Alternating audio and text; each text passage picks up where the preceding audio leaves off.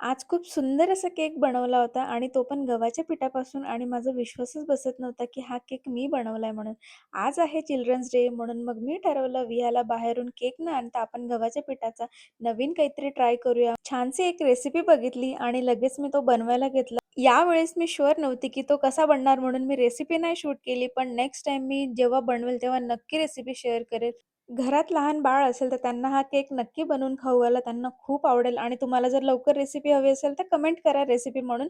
लवकरात लवकर मी त्याची रेसिपी घेऊन येणार. त्यानंतर केकचे 2 भाग करून घेतले. एक चॉकलेट गनाश टाकून मी आणि जयदीप आम्ही छान असा केक एन्जॉय केला आणि संध्याकाळी विहा उठल्यानंतर तिच्यासाठी मी असं सेपरेट काढून ठेवलेला आणि तिच्याप्रमाणे छानसं क्यूट असं घरीच सेलिब्रेशन केलं आणि तिला पण तो खूप केक आवडला आणि रात्रीच्या जेवणामध्ये छान असा मी इकडे पुलाव बनवला. सगळ्यात आधी मी व्हेजिटेबल्स कट करून घेतले आणि पनीर एका साईडला शॅलो फ्राय करायला घेतले, कारण ते तव्यावर ठेवल्याने तेलही कमी लागतं.